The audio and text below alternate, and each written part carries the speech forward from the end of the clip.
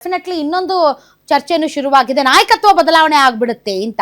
Any major events like ಅಧಿವೇಶನ ಅಥವಾ ಈ ತರದ ಬೈ ಎಲೆಕ್ಷನ್ ಇಂಥ ಸಂದರ್ಭದಲ್ಲೆಲ್ಲ ಕೂಡ ಔಟ್ ಆಫ್ ದಿ ಬಾಕ್ಸ್ ಒಂದು ವಿಚಾರ ಮುನ್ನೆಲೆಗೆ ಬರುತ್ತೆ, ನಾಯಕತ್ವ ಬದಲಾವಣೆ ಆಗ್ಬಿಡುತ್ತಾ ಅಂತ. ಸೊ ಅದಕ್ಕಷ್ಟೇ ಸೀಮಿತ ಅಲ್ಲ, ಯಾವುದೇ ಹಬ್ಬಗಳು ಬರ್ಲಿ, ಸಂಕ್ರಾಂತಿ ಬರ್ಲಿ, ಸಂಕ್ರಾಂತಿ ಆದ್ಮೇಲೆ ನಾಯಕತ್ವ ಬದಲಾವಣೆ, ಯುಗಾದಿ ಬರ್ಲಿ, ಯುಗಾದಿ ಆದ್ಮೇಲೆ ನಾಯಕತ್ವ ಬದಲಾವಣೆ, ನ್ಯೂ ಇಯರ್ ಬಂದ ಮೇಲೆ ನಾಯಕತ್ವ ಬದಲಾವಣೆ. ಸೊ ಹಬ್ಬಗಳು ಬರಂಗಿಲ್ಲ, ಮತ್ತೆ ಮೇಜರ್ ಇವೆಂಟ್ಸ್ ಬರಂಗಿಲ್ಲ. ಆವಾಗ ಔಟ್ ಆಫ್ ದಿ ಬಾಕ್ಸ್ ಬರುವಂತಹ ಒಂದು ದೊಡ್ಡ ವಿಚಾರ ಏನು ಅಂತಂದ್ರೆ ನಾಯಕತ್ವ ಬದಲಾವಣೆ. ಈಗ ಅದ್ರ ಬಗ್ಗೆ ಚರ್ಚೆ ನಡೀತಾ ಇದೆ. ಉಪಚುನಾವಣೆ ಆಯ್ತು, ಉಪಚುನಾವಣೆ ಆದ್ಮೇಲೆ ನಾಯಕತ್ವ ಬದಲಾವಣೆ ಆಗುತ್ತೆ. ಉಪಚುನಾವಣೆಯ ರಿಸಲ್ಟ್ ಮೇಲೆ ಡಿಪೆಂಡ್ ಆಗುತ್ತೆ. ಉಪಚುನಾವಣೆಯಲ್ಲಿ ಏನಾದ್ರೂ ಕಾಂಗ್ರೆಸ್ ಗೆದ್ದರೆ 2 ಕ್ಷೇತ್ರಗಳಲ್ಲಿ, ಹಾಗಾದ್ರೆ ಸಿದ್ದರಾಮಯ್ಯನವರು ಕಂಟಿನ್ಯೂ ಆಗ್ತಾರಾ?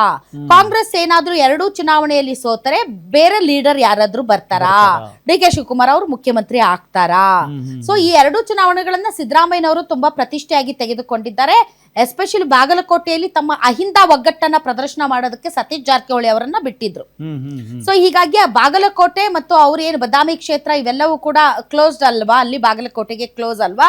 ಸೊ ಹೀಗಾಗಿ ಅಲ್ಲಿ ತಮ್ಮ ಶಕ್ತಿ ಪ್ರದರ್ಶನವನ್ನ ಈಗಾಗಲೇ ಅಲ್ಲಿ ಮಾಡೋದಕ್ಕೆ ಬೇಕಾದಂತಹ ಪ್ರಿಪರೇಷನ್ಸ್ ಅನ್ನ ಈ ಚುನಾವಣೆಯ ಮೂಲಕ ಸಿದ್ದರಾಮಯ್ಯನವರು ರೆಡಿ ಮಾಡಿ ಇಟ್ಕೊಂಡಿದ್ದಾರೆ. ಬಾಗಲಕೋಟೆಯಲ್ಲಿ ಗೆದ್ರೆ ಅಹಿಂದ ಇಂಟ್ಯಾಕ್ಟ್ ಆಗಿ ಒಗ್ಗಟ್ಟಿನಿಂದ ಇದೆ ಅಂತ.